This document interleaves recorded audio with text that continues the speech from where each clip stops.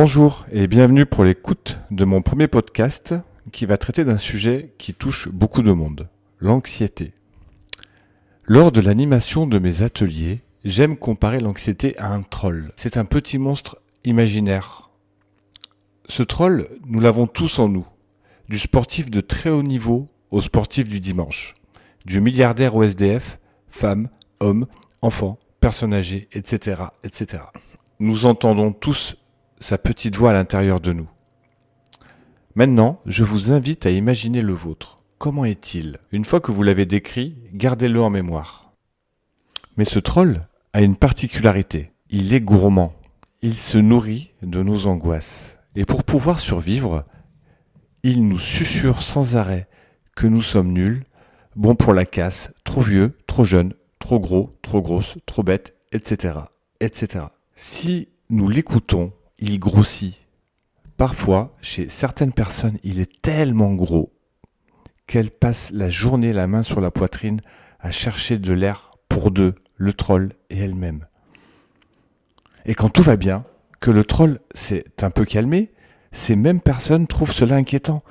C'est étrange, je suis toujours angoissé, et là ça va mieux, mais c'est pas normal. Et hop, le troll se réveille. Ce troll, c'est notre enfant intérieur. Notre enfant intérieur blessé. Finalement, un adulte, c'est juste un enfant blessé qui passe sa vie à chercher une solution pour se soigner.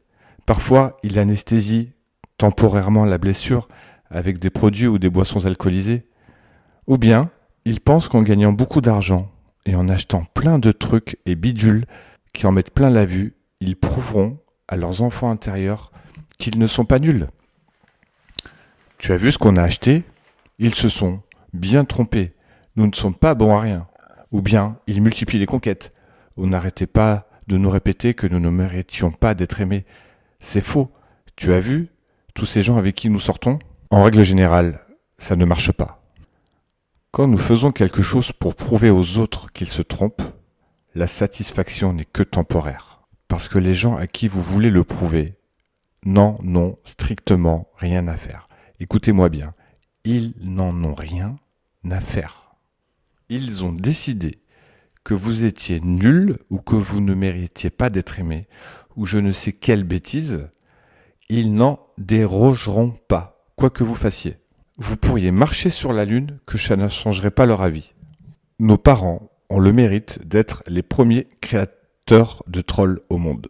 Parfois ils le font exprès et malheureusement parfois ils ne font pas attention à ce qu'ils disent ou font. Et cela peut nous blesser toute notre vie. Maintenant que nous savons tout ça, quels sont nos moyens d'action ? Je les ai classés en possible et pas possible. Alors, le premier, c'est oublier le passé. Pas possible. Vivre avec l'anxiété. Pas possible. Et le dernier, raisonner le troll quand il est là et qu'il me parle. Eh bien, c'est possible. Discuter avec lui, il adore ça. Mais ce qu'il adore par-dessus tout, c'est négocier. Essayer de nous convaincre qu'il a raison, c'est comme ça qu'il prospère et qu'il grossit. Surtout, ne soyez pas violent avec lui, c'est exactement ce qu'il veut. Essayez d'avoir une parole douce, argumentée et atténuée. Voici un exemple parmi tant d'autres. André a commencé la danse il y a 3 mois. Comme tout danseur souhaitant évoluer, il se décide d'aller en soirée pour danser avec d'autres filles que celles de son club. Il danse avec une fille, il lui marche sur les pieds, les passes sont approximatives. André se met en retrait de la piste et observe les autres danser. Il a un moment de faiblesse et de doute, et c'est là que le troll va entrer en action. Waouh ! Tu as vu comme ils sont beaux et jeunes, et comme ils dansent bien. T'as vu ce mec, le style qu'il a, c'est incroyable. Toutes les filles avec qui il danse ont l'air de l'apprécier. Tu t'es vu quand tu danses, tu es tout dégingandé et désarticulé. Non mais regarde les autres, t'es pas au niveau. Je pense qu'il serait mieux pour toi d'arrêter la danse et de rentrer chez toi et de regarder une bonne série. André a 2 solutions. Soit il rentre chez lui, complètement abattu, en ayant le troll au passage qui deviendra plus fort, ou bien il contre-argumente. Ok, tu as raison, c'est vrai que ce mec a beaucoup de style et qu'il danse bien. Les filles ont l'air de l'apprécier, car forcément, c'est un bon danseur. Il y a certes quelques incohérences dans mes mouvements, mais n'oublie pas que ça ne fait que 3 mois que je pratique. Je te rappelle que je trouve que c'est très courageux de ma part de sortir au bout de 3 mois. Je ne suis pas au niveau de ce mec pour l'instant, et je sais comment y arriver. Pour cela, il suffit que je ne t'écoute pas. Fin de la discussion d'André avec son troll. Vous remarquerez que votre voix de troll personnel est généralement la voix soit de votre papa, soit de votre maman. J'ouvre les guillemets. Mais t'es nul, tu n'arriveras à rien. Regarde les autres, ils sont tous mieux que toi. Ça, c'était la voix de mon père. Ma mère me disait souvent, mais non, ce n'est pas fait pour toi, reste à la maison, regarde une bonne série. Fermez les guillemets. Le troll est un être hybride dégradant qui se situe entre notre père et notre mère. Alors comment faire pour lui imposer un régime drastique ? Je vous propose quelque chose qui marche pour moi et qui a marché dans mes ateliers avec des centaines de personnes.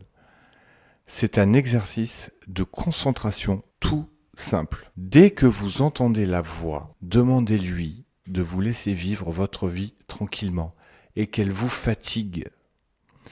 Le troll a le droit d'avoir son opinion et vous avez le droit d'avoir la vôtre. Il trouve que vous êtes nul pour faire quelque chose ? Eh bien dites-lui que vous allez le faire et qu'à chaque fois qu'il vous dira que vous êtes nul, vous ferez le contraire de ce qu'il dit. Et si ça ne marche pas, ça ne veut pas dire que vous êtes nul. Vous aurez au moins vécu quelque chose dans l'action, même si ça ne marche pas, et pas dans une projection mentale anxiogène.